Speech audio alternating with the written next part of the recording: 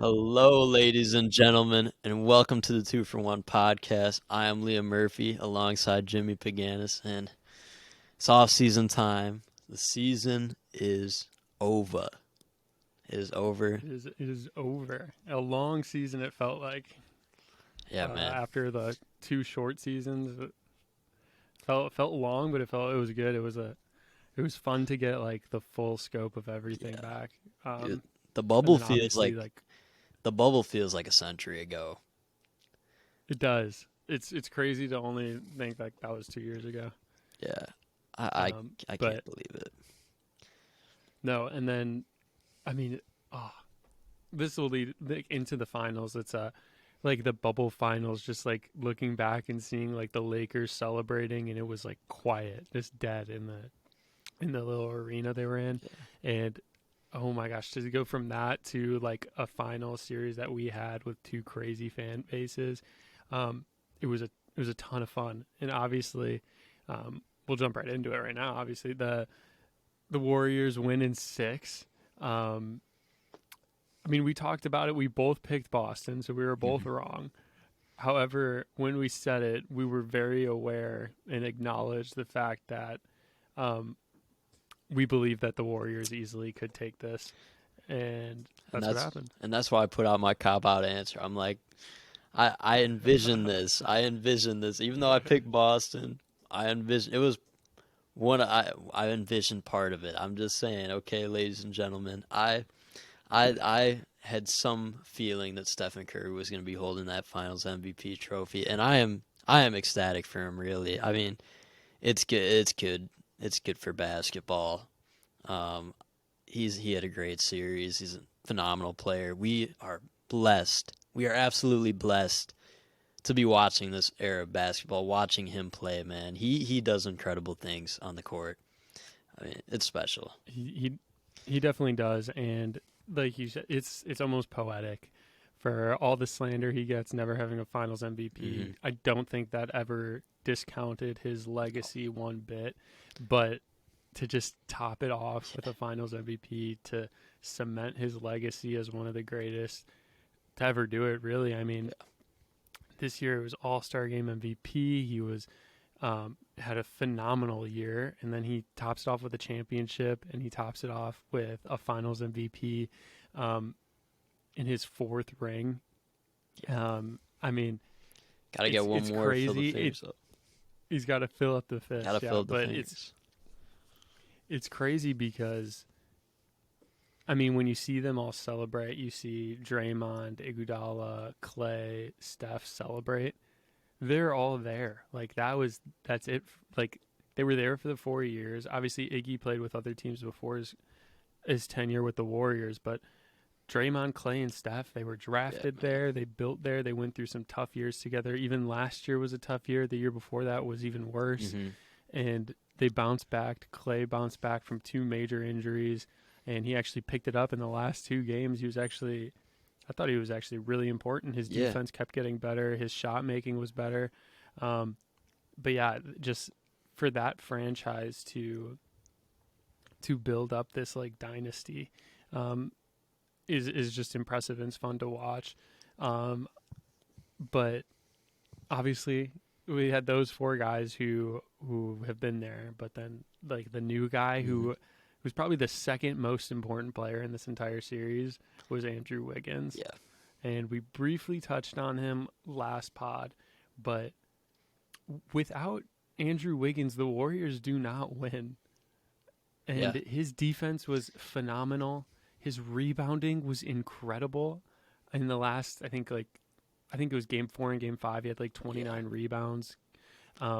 But his shot making was good. He hit big shots, just like little step backs from the mid range, some big threes, crashed and got offensive boards, putbacks. Like he was a huge part of this Oh, series. yeah. No question. I mean, his energy was huge. I mean, and I just it's cool to see Golden State win with this like new crew too, because they did it years back, with other Mm-hmm. players, and then just the dominance of those four, man. To you know, there's three, Clay, Curry, and Dre. To obviously they got some help, some big help from Mr. Kevin Durant, Yeah. but like it's impressive, man. This Golden State, it's truly a dynasty. Nobody can deny that. It's been special. It's been special to watch as I a think basketball fan. I think the crazy part about it when you talk about the Warriors franchise is that they have sustained like high excellence for the last couple of years, Mhm. obviously, but at the same time they have not sacrificed their development or their youth No. at all with like getting rid of picks to stock up.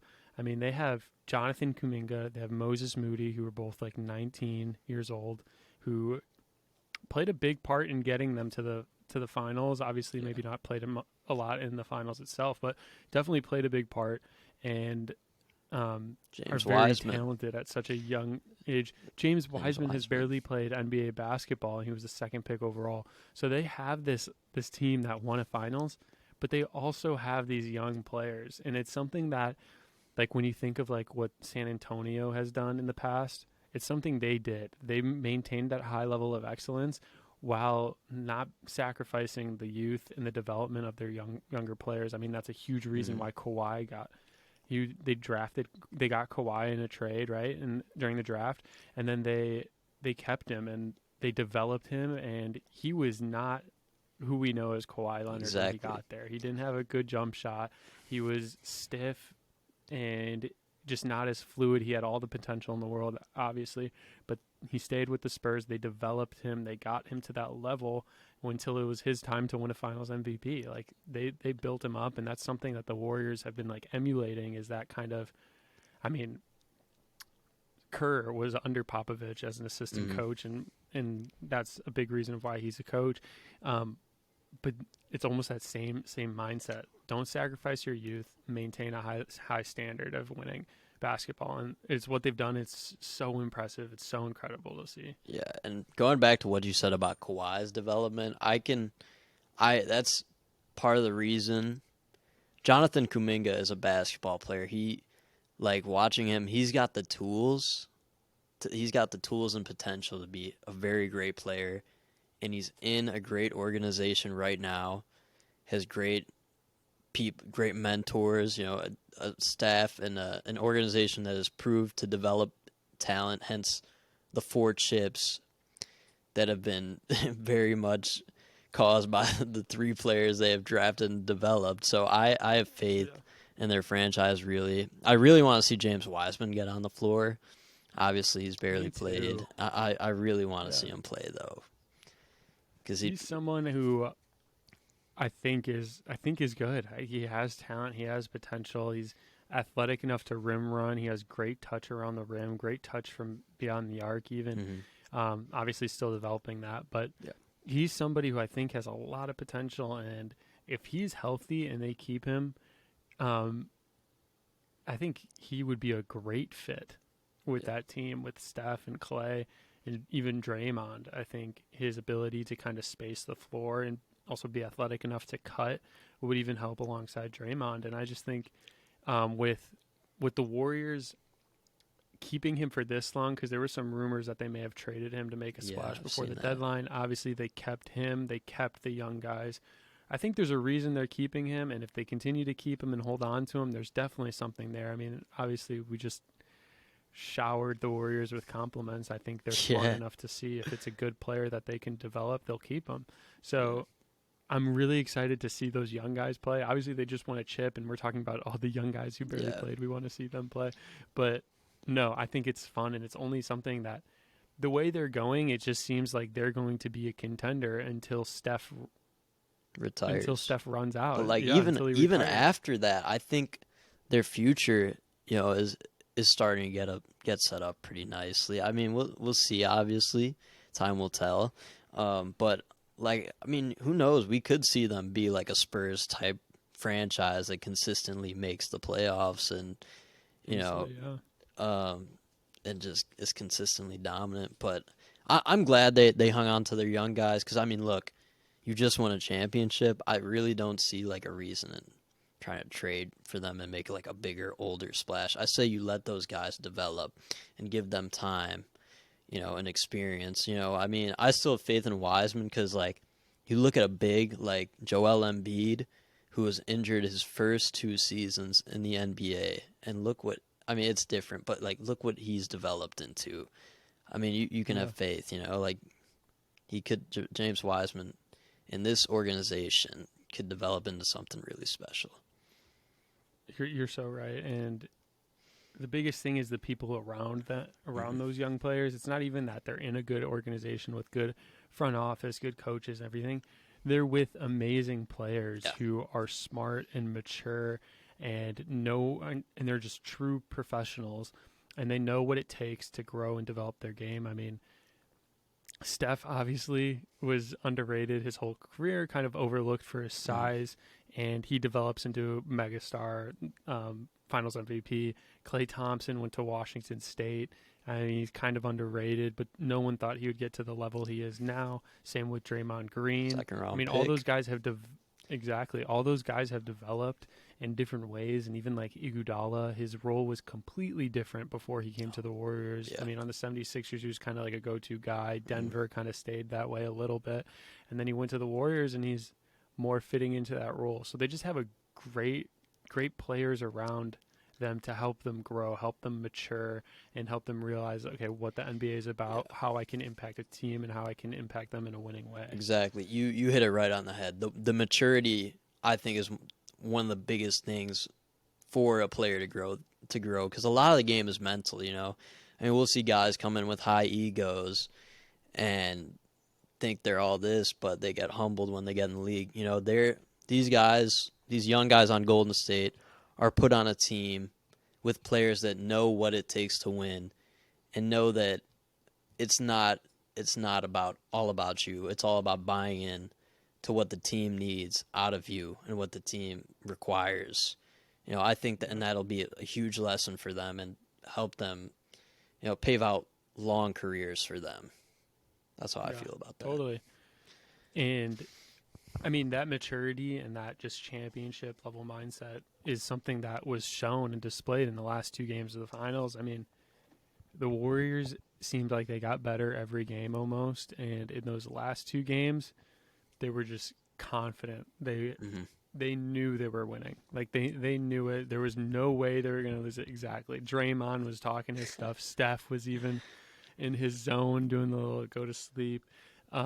Clay was into it and he was intense. Got some emotion out of Wiggins. Everyone on the Warriors knew that they were ending it in 6. Yeah. Everyone knew, and it was that level of maturity, that level of, oh, we've been here before, that really did it. And obviously having Steph, who's incredible performances of just shutting the game down and just big shot when it's needed the most to kind of just drain the energy from the Celtics and just nail in the coffin just whenever they needed it. Steph blew by their guy, and but yeah, got it going. Okay, a little rant here because Yeah. it just brought a flashback into my mind. I am so in the NBA in general. The last like 5 years, it feels like it's been heading in this direction. You like the Celtics had Marcus Smart, the defensive player of the year. They had Derek White, who defended great, Jason Tatum, Jaylen Brown. How was it so easy with those 4 guys on the court to have Al Horford on Steph Curry every possession? Every possession. Oh, Draymond Green would just run past Steph Curry and Al Horford would switch. It wasn't even a screen that he had to fight over. They just swapped it. I, And I Al Horford's a great defender. He can't move his feet like that, though. I mean, if that's identifiable to you, like we're fans, we watch the game on TV, like that sure as heck has to be identifiable to coaches, like, and I don't know if they're aware of that, know how to fix that. I'm sure they do. It's just like it just happens because the game moves so fast and there's panic when that happens. But like I Well, don't it's get it. something. I don't Yeah, get it. and it's something the Warriors noticed too because they kept doing it Yeah. every possession. It was almost it was pathetic. It was so sad. Like just like Warriors get a rebound coming up the court. I'm like, oh Here we my go. gosh, Steph Curry has it. Here we go again. Draymond Green runs past him. Switch. Al Horford, ISO. Whatever you want to do, Steph, go ahead. Yeah, we saw it Blow in the by layup. we Like saw it in the first round so much too. again, Mavs Jazz series. Oh my goodness. Brunson against Gobert, Dinwiddie against Gobert. It's just picking at matchups and looking for what's something to exploit the defense. I mean, good on the offense for doing it, but like the defense, how does the defense not adjust to something like that? Like, Yeah. And that goes back to like defend kind of my take for what I believe for defensive player of the year. It's like a guy who is constantly being attacked on defense, who the offense is like, oh, I want him. I want to go at him. I know I can beat him. I know I can take him. That is not a defensive player of the year. No, if there is a liability of you on the floor, you're not a defensive player of the year. Like it was so much Gobert slander in my mind. But like if I'm gonna hold back on him if Jalen, because if he ends up a bull, I'll embrace him if he ends up a bull. But I'm gonna hold because I don't Get want out to just of like here. feel. Listen. Like I love my this may be our Bulls. biggest debate. I yet. know.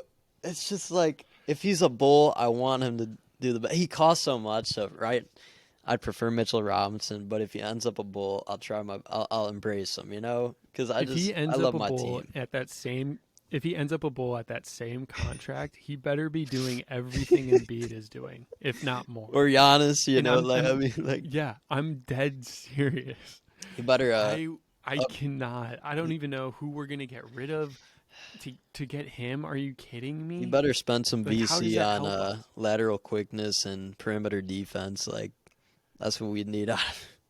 Max that out to 99. Let's pay $50 million a year for a guy who can't play the last Listen, 5 minutes of the as game. I said, I would heavily prefer getting Mitchell Robinson, but if we somehow get him, I will be like, you know what, trust in AK. It's just, trust me, I prefer Mitch. I but want it's to just trust like, in AK. I have trusted AK.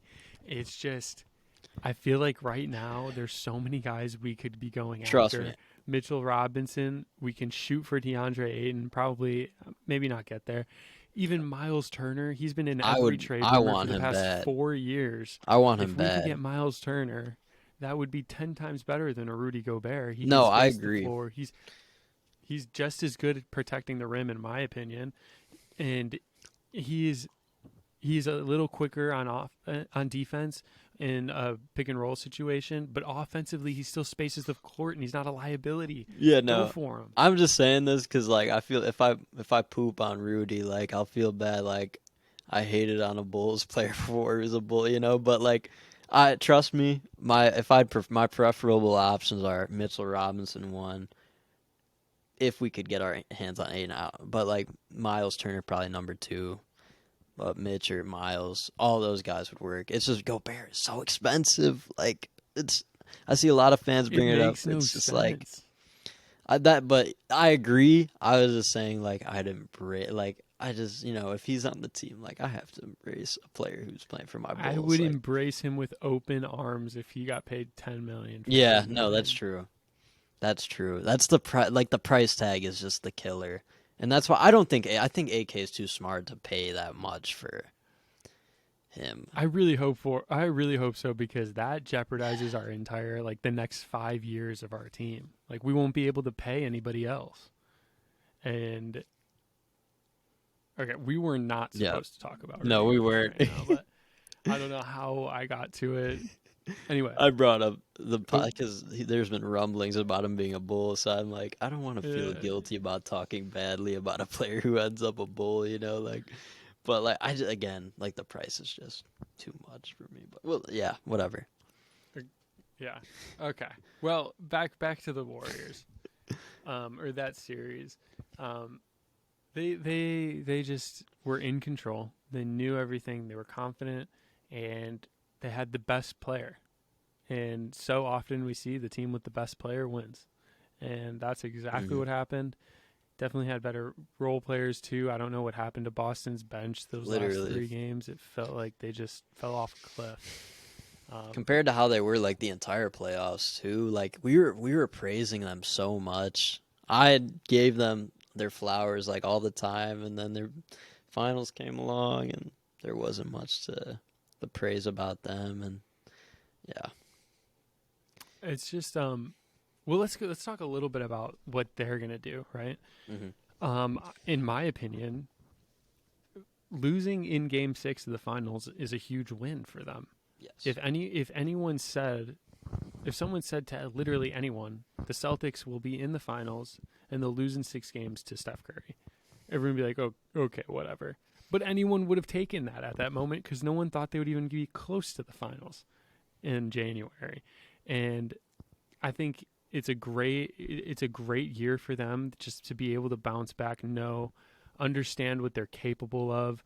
Jason Tatum understands what he's capable of, and kind of definitely has to be motivated by his finals Oh my performance, knowing he goodness. could do so much better. Yeah.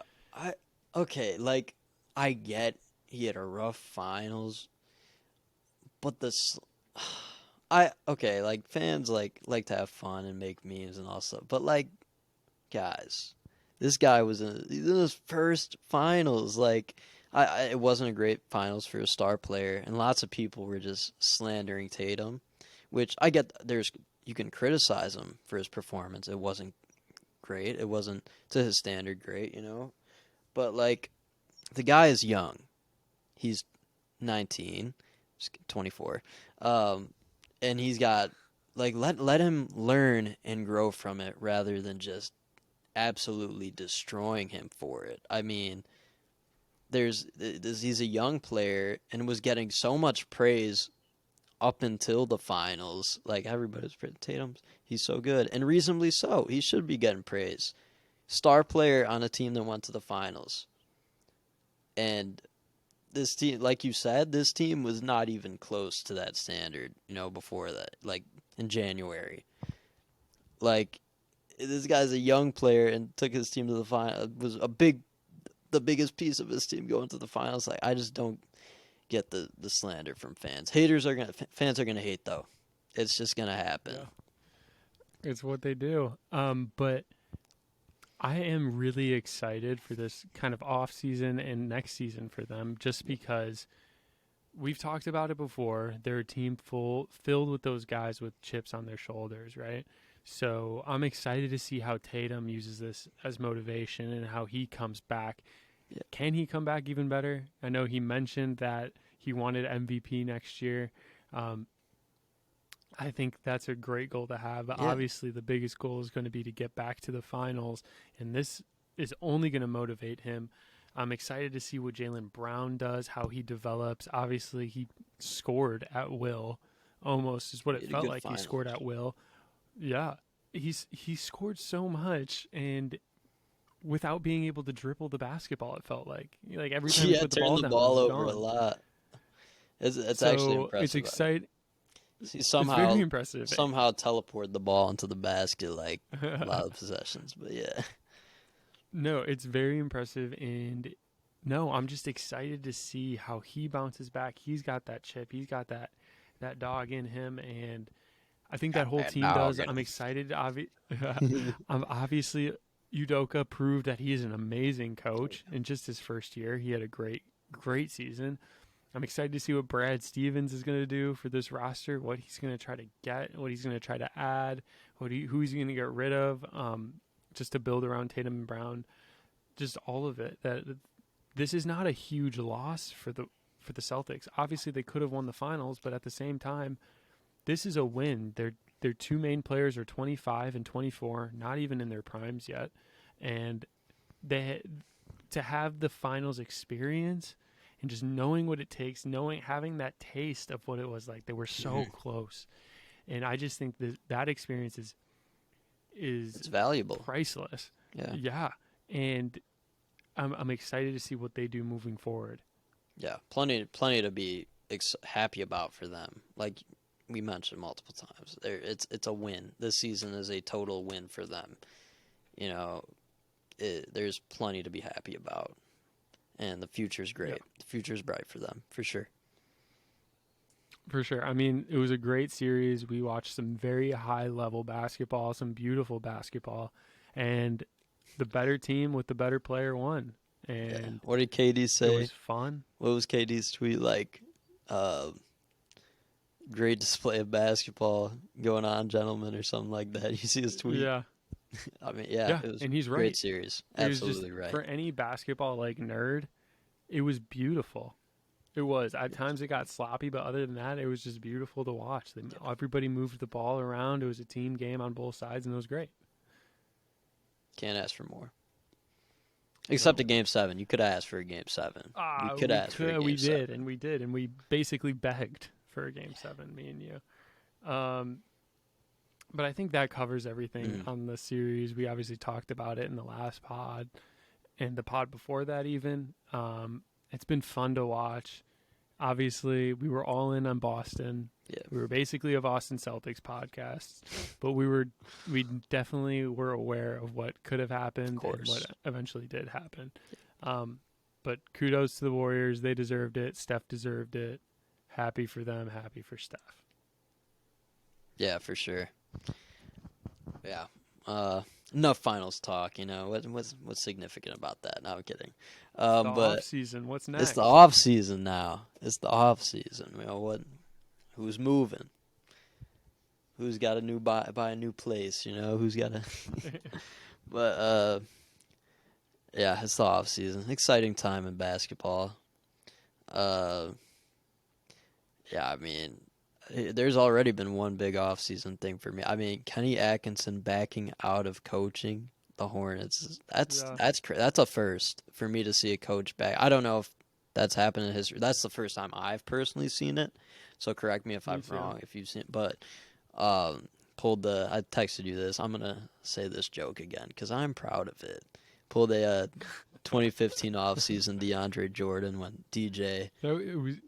It was a great comparison. It was. He got a laugh. Totally led the Mavs on and just like, what was it like? Blake. It was like Blake and JJ Redick came to his house or something. They're like, yeah, you're not going. It was like everyone. I feel like. Was it really? It was the whole team. I feel like it was like CP was there. I feel like Doc. They just got the ball boy. They just got the ball boy there too. I think I remember like Mark Cuban telling a story like how he was like, that's nuts. Calling DeAndre Jordan. He was like, I'm coming over. And DeAndre Jordan was just like, don't come over.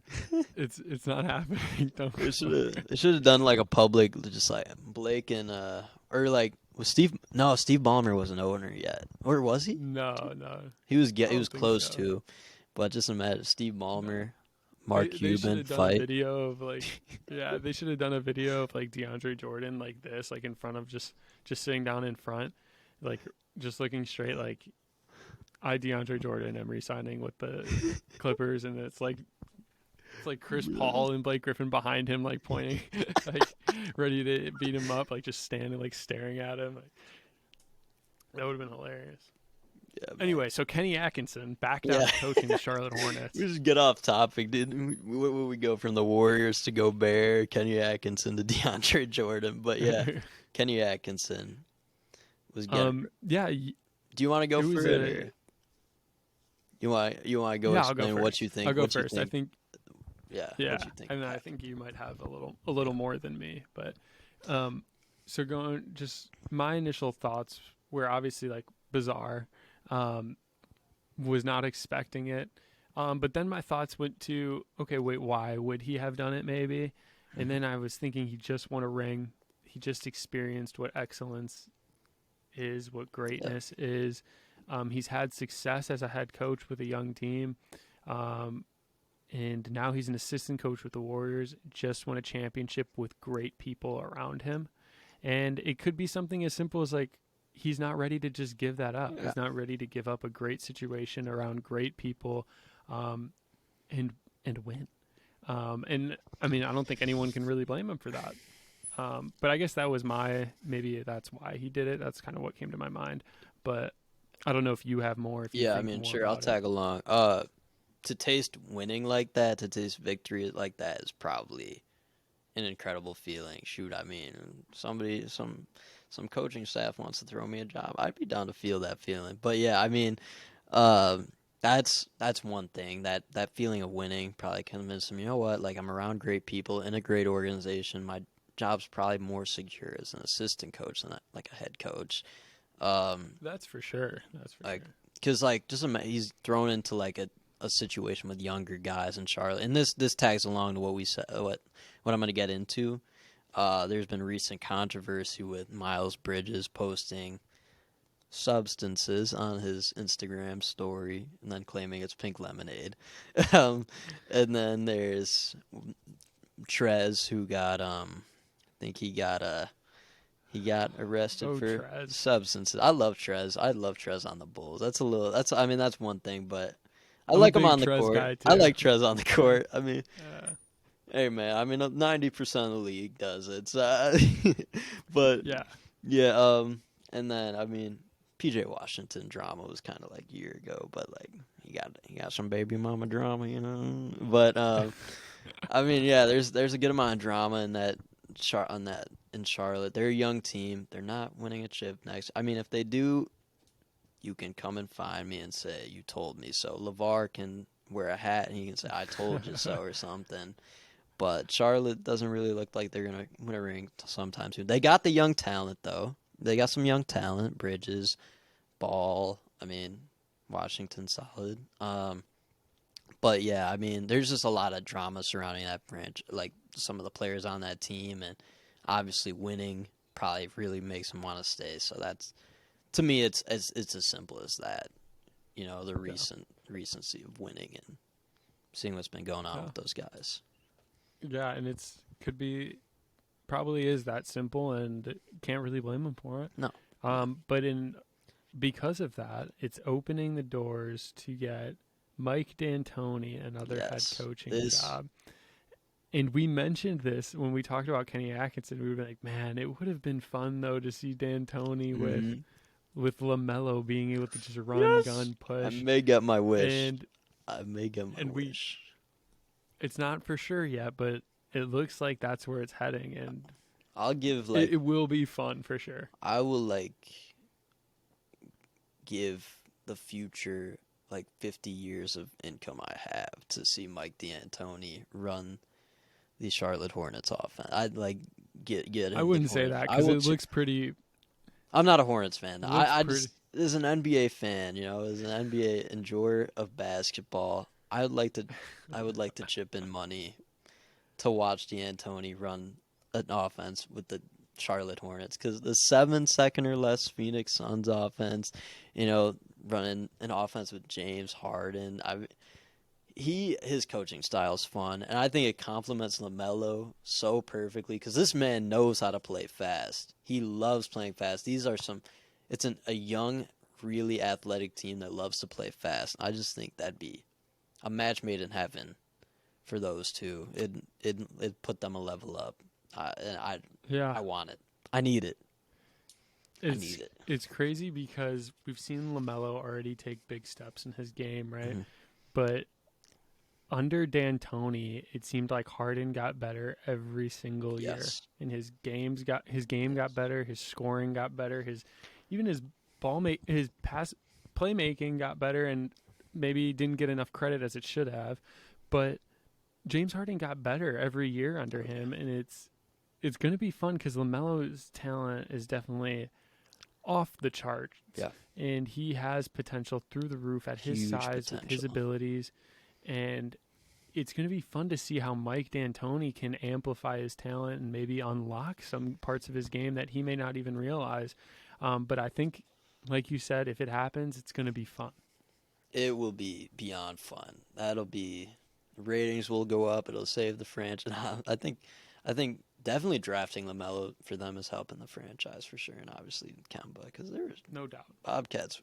The Hornets now. Bobcats were a struggling franchise, probably an eyesore a lot of the time. But I'm excited. I'm excited. I really, really hope they snag the Antony. I think you guys, listeners, can tell that I need it. I want it. No, it would be great. It would be great, I think, for basketball, honestly. Charlotte's Hornets have already been a fun team to watch Mhm. just because of their athleticism and their style of play. And just to make them play faster Yeah. um, could be even more fun. Or it could be It disastrous. could But be. That's true. It could get out of hand. But I think D'Antoni's a guy with the expertise to make it happen in a successful way, not like a sloppy, oh, fast way. I think it'll be good. I totally agree. And good or bad, I want to watch it. Yeah. I want to see it. So Put it on my TV screen, man. well, that's right.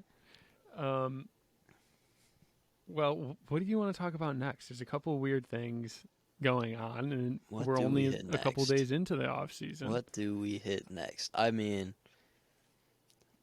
do we go towards Mr. Kyrie Irving?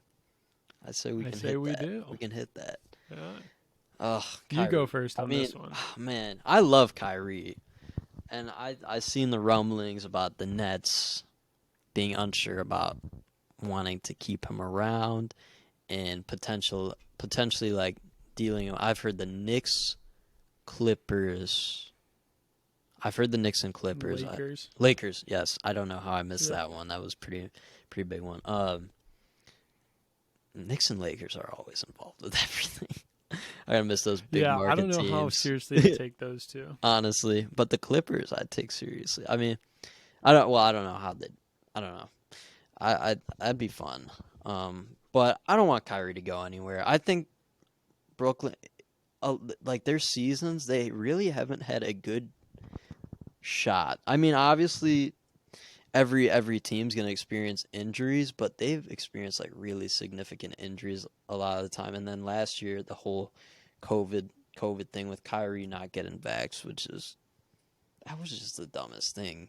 And only being able to play road games or whatever, and that was the stupidest thing, really. I mean, the man deserves to have freedom to choose whether he wants to get vaccinated or not, and the way he was penalized for that was ridiculous. And now they're trying to I think the most ridiculous part of that was that away players who weren't vaccinated were able to come in and play, and they played while Kyrie wasn't allowed to play, and that's what made no sense. And I think that's why that whole thing was ridiculous, was because of that rule. Yeah. If no one was allowed to play, okay, so be it. I guess it makes sense.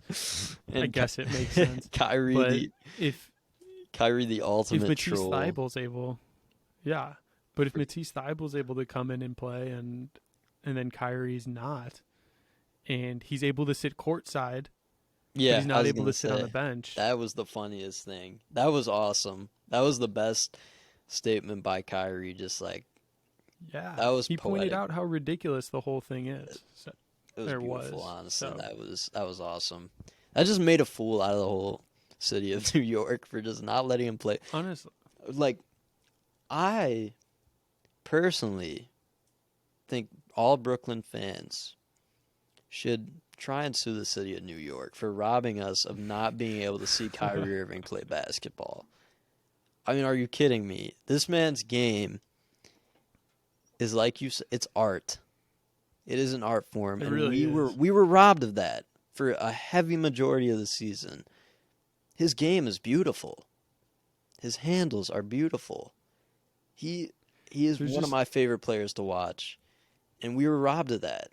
Like, it's not fair. I had someone, my friend said this quote, and he probably took it from somewhere, but he said, like, watching KD and Kyrie together, he said, KD makes the game look so easy, and Kyrie makes the game look impossible. Yeah. He does and you impossible had that on the things. Yeah. I mean, at his size, he was shooting over, oh my gosh, it was like over 60% at the rim. Really? And he is 6 feet tall, going up against 7-footers, and he was shooting like 60%. It was like highest from like any guard in the last like 20 years or something like crazy like that.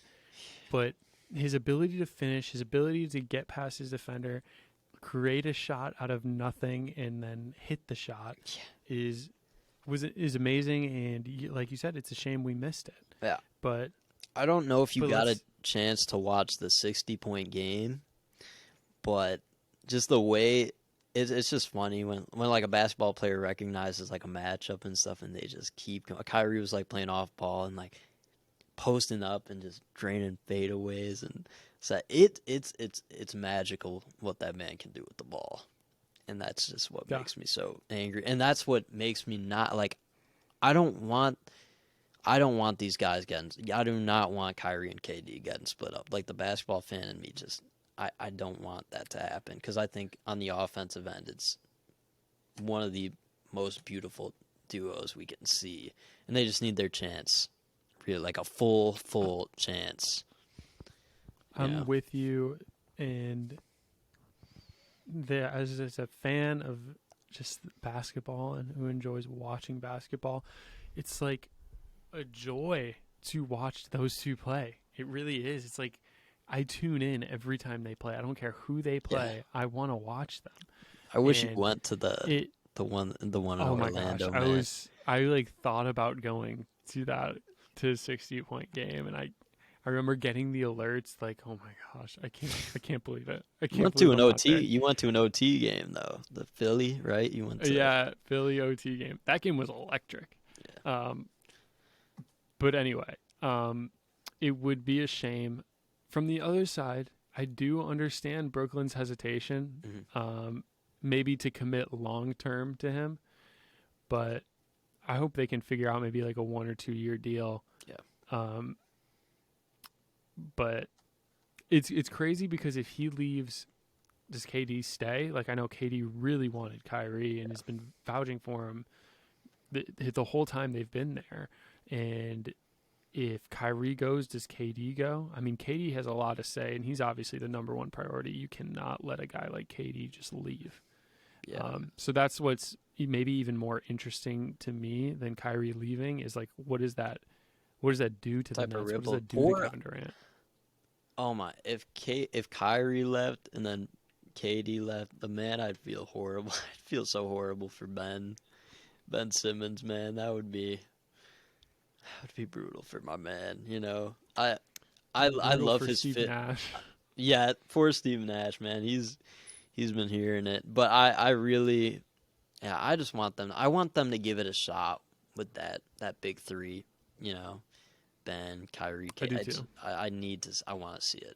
I want to see it. I want to see Ben prove a ton of people wrong who played. Just watch that clip of him passing the ball, and passing up that shot against Trae Young over and over again. I want to see him prove those people wrong. I want to see KD prove all the people wrong that have been slandering him since Steph's chip. Like I'm happy for Steph, of course, but I hate like the backlash that goes towards other players when another player wins. Like okay, like KD's proven plenty in this league. Yeah, it makes no sense. It makes me angry. And then Kyrie's also had like controversy around his name because he's a very he's been a polarizing player in the league. I'm personally very pro Kyrie because he's a phenomenal basketball player. So I'm pro him, yeah. but I think we're both just like pro good basketball. Yeah, like I just exactly like why not support a player who makes the game enjoyable? Like I mean, I just don't get people. I just don't get people. I'm with you. And I think when we talked about suitors, I think one suitor that right now I have no information on this. Like it's just me talking. I think the Clippers are interesting because I think Ballmer will not spare any expense to get another superstar. And so I think that's just going to be an interesting thing. That would be quite a trio. That would be quite a trio. And I think that would be like fun to watch just because knowing Ballmer, his personality, if someone's out there, he's going to pay and he's going to try to get them. So I think that'll be fun to see. Like, maybe do they throw an offer in? Do they try to do something? I love their roster. I love how deep their roster is right now. Yeah. I think it's so perfectly built to win a chip. And I'm excited. I'm excited for them. I can't wait to have a full season of Kawhi and Paul George. I mean, maybe Kyrie, but I love clip gang or don't bang, baby. I really want to see those guys on the floor healthy. Me too. I think it would be fun. I'm a early championship pick, LA Clippers. You heard it here first. Ooh. If they were healthy, they were definitely like favorites. That's what I'm saying. Oh, if they're healthy. Easily favorites. I picked them in I had been riding with them a ton, and I think it was 20 to 21. I had been riding with them so much, and then obviously the Kawhi injury happened. But I'm not making excuses for myself. Injuries are part of the game, and the Suns beat them. So, but I'm riding with the Clippers. Out west, Clip Ganger, I don't like bang, it. baby. Early I prediction. like No it. cop out answer here. No cop out answer here. You heard it here.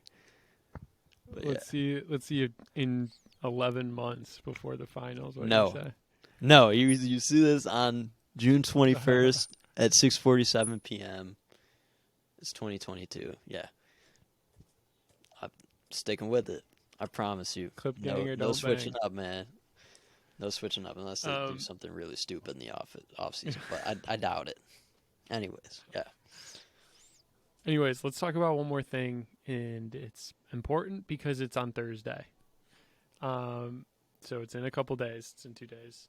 I don't know what you're talking Let's about. end What are you talking about? Is it there's something in the it? NBA draft. The 2022 Oh, NBA really? draft is Really? coming Thursday in 2 days, and we should talk about it. And we should talk maybe just a little bit. Just a tad. We can maybe do in depth. We can just brush over it. It's only a little important. It's just the future of the league, you know what I mean? Yeah.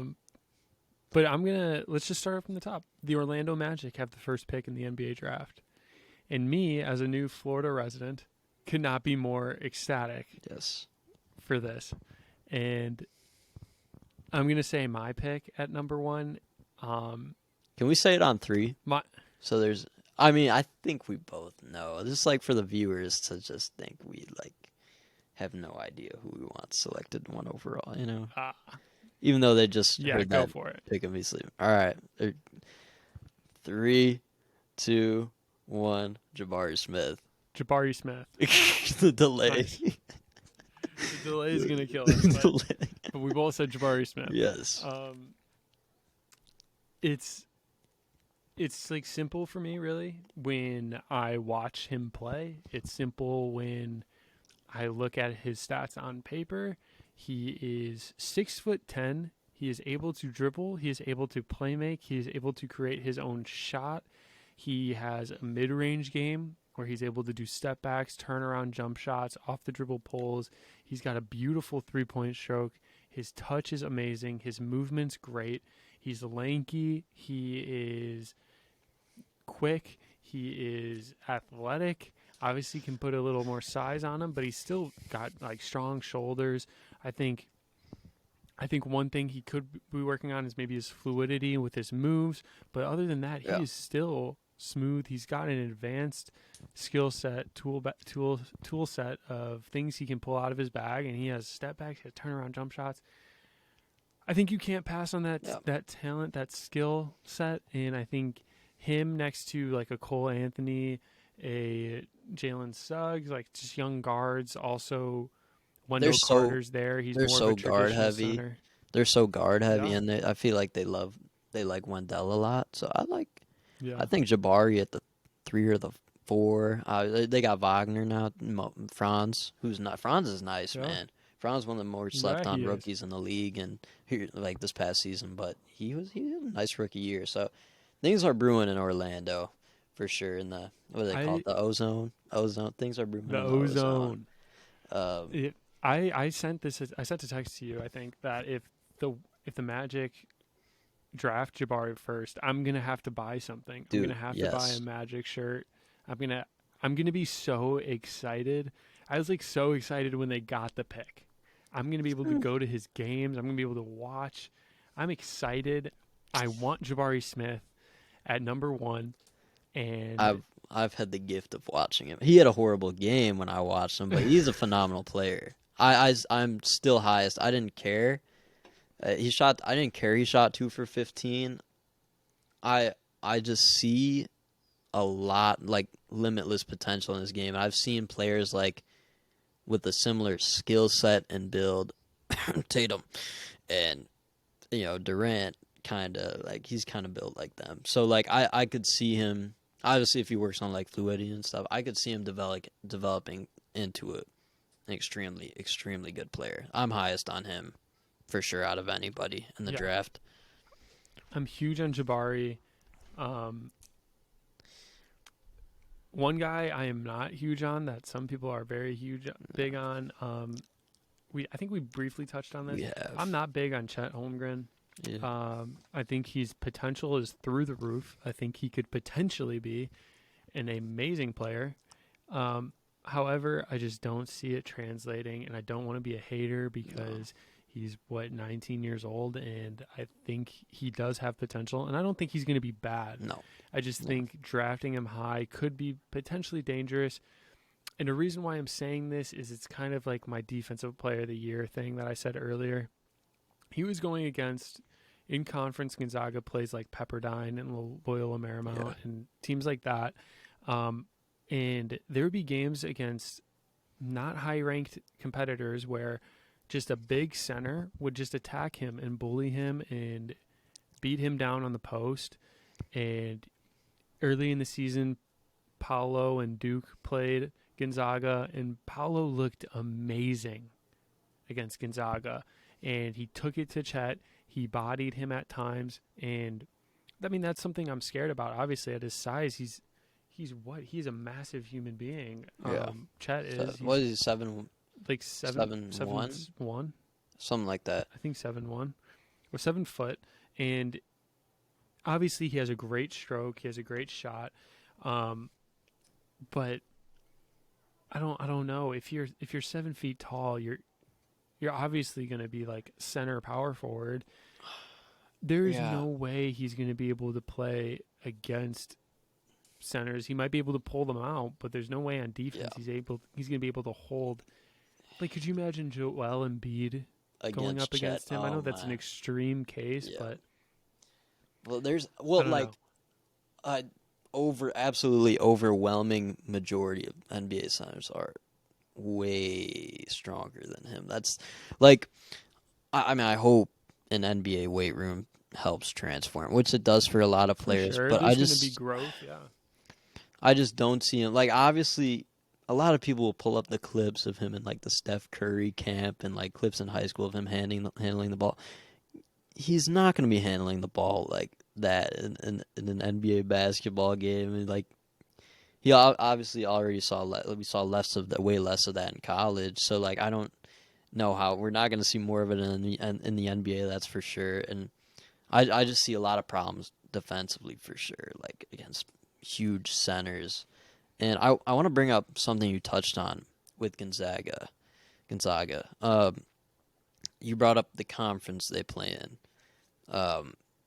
It's just, correct me if I'm wrong, but like the only recent NBA All-Star we have from Gonzaga is Domantas Sabonis, right? Like, I believe so. Yeah. So like I bring that up because like there are some like Suggs came out of Gonzaga, right? So like I mean like I feel like that conference is it's kind of concerning for me, for like players. Like I just feel like I don't know. It's like kind of like just a lower level competition. It's something. I don't know. There's just times where they're playing and you're just not going to tune in because they're playing some no-name school in a small conference, and it's just totally different from guys like Banchero from Duke.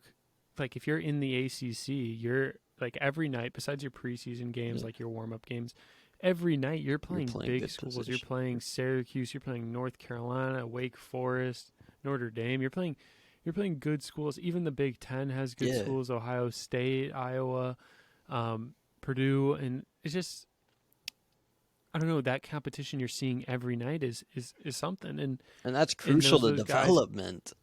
That's hugely crucial to development. That's a full year of like higher level competition compared to what he'd be facing at Gonzaga. But yeah, keep going. And that's why like I even have Banchero at 2. Yeah, over Chet. And I recently saw the Rockets want him at 3 really bad. So I mean, hopefully they land him. But I mean, I don't know. We'll see. I don't know. We'll see. Time will tell. I think there's going to be a lot of movement in this draft as well. I think teams are going to be trading down even, and I think some teams are really going to try to go for somebody. But I think I have Banchero at the second best player in this draft. I do too. Kevin O'Connor did his updates his mock draft every week, and based on what he's been hearing and everything, he even moved Banchero up from 3 to 1.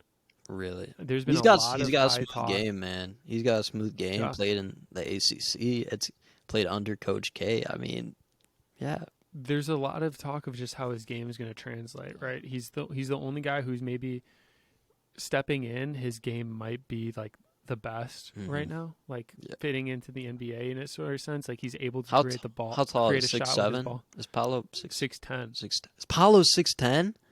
Whoa. Okay, you know what? We can cut that. I'm kidding. We keep it raw Let me here. double check. I didn't know he was 6'10". Jeez. Whoa. Yeah, 6'10", 250. Paulo is 6'10". So for the record, I've not looked up much about Paulo, but like I just watch him play. He does not look like he's 6'10" when he plays. I don't know, But at that's his neat. size, his big body, and his strength and his touch, I mean, there's sometimes he shows a little like mid-range game where his movement and his game is so smooth that I thought he was smaller. Yeah. So that tells you something. yeah. That tells you something. He's my second player. I think OKC is going to draft Chet at 2, though. I think so too. He just fits OKC. Not a lot of pressure will be on him. He's going to have time to develop. Him and Poku, and- man, they're like the weirdestly built Dude, players in the league. Poku's going to hate him. Poku's going to never pass him the ball. Poku does not want that guy taking his shine away. And I don't blame him. Yeah. No, I'm just kidding. But I think Chet will go 2 to OKC. In my personal opinion, I have Ben Caro above Chet. I'd like him. I even have a couple guys that I don't want to say this because this is like a really hot take. No cop out I have answers, Jimmy. two- I mean, come on, who would ever? All right, I'm going to Yeah, give honest. a really hot take to end my draft stuff. My really hot take is there's 2 other guys that I really like in this draft, and I just really like them. I like Jaden Ivey a lot. He's a big guard at his size. He's got touch. He's a great shooter, and he has that freaky athleticism, like almost John Morant type athleticism, I've heard where he that. can just burst. He's going to be in the NBA next year, and he's going to be on a court, and he might be the most athletic guy on the court, just walking in. I really like him. Obviously, there's stuff he can smooth over. I All think he'll these be guys better can. defensively. All these guys Yeah. have stuff to smooth. I mean, beginning their NBA careers. You're so right. And I think defensively he's going to be improved, obviously, but I think he will be fine. I think he has all the tools to be fine. I think he just needs to be like under a good coach and just, motivated. Yeah. Obviously. And then there's another guy I really like from Arizona, the guard, Benedict Mathurin or I'm so bad at his last name, but let me pull him up. Benedict, Mathurin. From Arizona, he is a gritty guard. He's 6'4", so he's a bigger point guard. But he can shoot, he can drive, he's athletic. He's got the dog in him. When I watch him play, he's I just can't barking, stop. He's screaming. I just can't stop thinking of that thing I sent you on Twitter with the image with the little dog in and the X-ray. in his X-ray. Yeah. Yeah. No, but I really like Benedict, just from what I've Benedict. seen. He's got a nice name, that's for sure. I mean, Yeah. Benedict. I really like him, and he's a guy that I'm like really high on for some reason. Kevin O'Connor has Dyson Daniels from the G League above him, and I think it's like ludicrous. But I really like Benedict. And then there's this sleeper that no one really knows too much about because he didn't play in college last year, and he took the year off. But Shaden Sharp, he reclassified, went to Kentucky a year early, but didn't play because he joined midway through the season. He's now in the draft, and Kevin O'Connor has him listed at number 4. He's just a guy with extreme athleticism, good touch, scoring with this guy. There's not a shot that he won't take. And that's good and bad. I was going to say, yeah. It's bad. It's bad if you're just shooting. But he's another guy that's interesting, but I really like Jaden Ivey. I really like Benedict Mathurin. And I think, in my opinion, I know this is ludicrous because Chet's going to be 1 or 2, maybe 3 at the worst. Definitely, But definitely top 3. so it might be ludicrous that I'm saying this, but Jaden Ivey and Benedict Mathurin are 2 guys I really like, and I like them more than I like Chet. And there's just reasons when I watch him play, it's just different. they have the ball in their hands, they create, they have the dog, they go at it, and yeah, that's my like kind of hot take to end on for me. I like it. I like it. I obviously you watch more college ball than me, so I appreciate you bringing this up. It's we learn more talking hoops. I like it. Definitely No, informed me on more it'll be stuff. I had good. no clue Paulo was 6. Guys, I got to be honest. I'm not a big college basketball guy, but I just relied on my eyeball test a little bit. Got to do that sometimes. There's nothing wrong with the eyeball test. Yeah, gotta balance it out though. Gotta balance it out That's though. true. Definitely. That's true. That's true. Definitely. But like I said, I think there's going to be a lot of trades. I hope there is. It's always more fun, but I think there's going to be some movement in this draft and some trades going on. So I think, obviously, everything depends on what team's drafting, but it'll be interesting. I think Jabari will go 1. I think Chet will go 2. I think Paulo will go 3. And that's probably the order. Maybe something will blow up and it'll be crazy. Kind of hope, but it'd be fun to see. I want to see some wild. Who's against? Who's against a wild really draft night see, trade? Yeah. The wild thing I want to see Detroit trade up to get Jabari.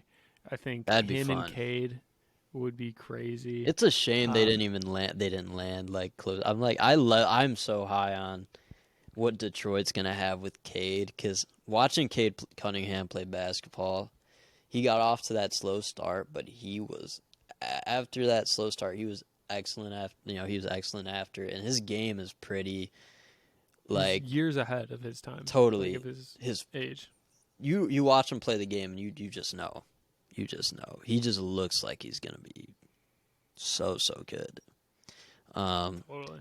What was that? Oh, I want to bring up one thing about draft day trade. I'll probably get in my Snapchat memories one of these days soon. I'm not sure if it's at the same day, but I put on my story, I'm like, praying we don't trade Jimmy Butler today. And 5 minutes later, that happened.